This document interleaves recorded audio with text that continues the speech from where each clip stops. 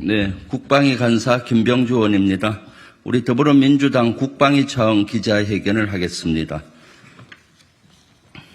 오늘 오신 분을 먼저 소개하시겠습니다. 좌측의 국방위원 송옥주 의원님 오셨습니다. 서른 의원님 오셨습니다. 정성호 의원님 오셨습니다. 기동민 의원님 오셨습니다. 이번 군 지휘체제와 군기강 붕괴 사건은 항명이 아닌 직권 남용의 결과로 보입니다. 역사상 초유의 군 지휘체제와 군기강 붕괴 사건이 발생했습니다. 이처럼 군 지휘체계가 무너졌던 것은 그 예를 찾아보기 힘들 정도입니다. 이 지경까지 된 것은 국군 통수권자인 대통령과 국방부 지휘부의 법을 초월한 삐뚤어진 리더십 때문으로 보입니다. 지난달 폭우로 인해 실종자 수색에 나섰던 해병대 고 최수근 상병이 급류에 휩쓸려 사망하는 안타까운 사고가 발생했습니다. 윤석열 대통령은 이 황망한 죽음에 대해 엄정한 수사를 지시했습니다. 그런데 최 상병 사망사건 수사가 수사단 항명사건 수사로 뒤바뀌었습니다. 공정한 수사를 기대했던 국민들은 도대체 어찌된 일인지 어리둥절할 뿐 아니라 유가족은 천인공노할 일이라며 좌절을 넘어 분노하고 있습니다. 첫째, 이번 사건은 해병대 수사단의 항명사건이 아닙니다. 수사단은 법과 원칙대로 엄정히 수사한 것으로 보입니다.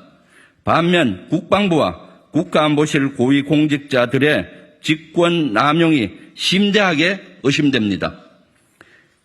해병대 수사단의 수사 결과는 지난달 말 국방부 장관의 결재까지 이루어졌습니다. 그러나 국가안보실에 관련 내용이 보고된 뒤 국방부는 사건 이첩을 보류하고 여기에 불응한 해병대 수사단을 집단항명죄로 입건했습니다. 국가안보실이 이번 사건에 조직적으로 개입한 정황도 속속 드러나고 있습니다.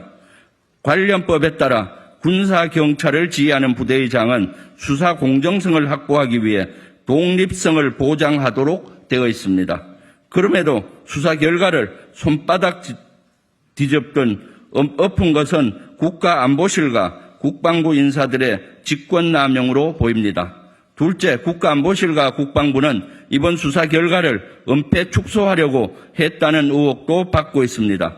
국방부가 해병대 수사단에 특정인가 혐의를 빼라는 지시를 했다는 언론 보도가 쏟아지고 있습니다. 국방부는 이에 대해 부인하고 있지만 사실 이런 의혹을 키우는 것은 국방부입니다. 서류로 명확히 지시하지 않고 구두로 애매모호하게 지시한 결과 혼란과 혼선만 키웠습니다. 셋째, 경찰에 이첩한 수사 결과를 국방부가 회수해오는 과정에서도 석연치 않은 점들이 발견됩니다. 절차와 규정대로 경찰에 이첩된 사건을 국방부가 다시 가져온 것이라면 이첩 서류를 불법으로 회수했을 소지가 큽니다.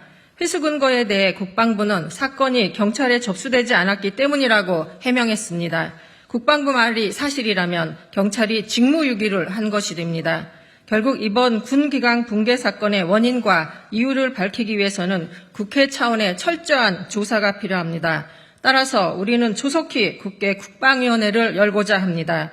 현재 국민의힘은 이를 거절하고 있지만 이번 주 내로 국방위 소집을 강력히 요구합니다. 이제는 국회가 나서서 국민적 의혹을 풀어야 할 시간입니다. 필요시에는 공수처의 수사 의뢰도 검토할 것입니다. 윤석열 정부에서는 군조차 법과 질서가 무너져 내리고 있습니다.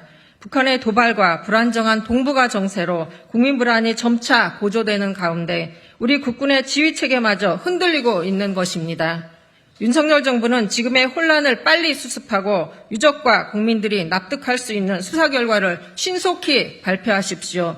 결과에 따라 책임자를 법과 원칙에 따라 처벌해 무너진 군 지휘체계와 기강을 다시 세우고 튼튼한 국방태세 유지에 전념하도록 하십시오.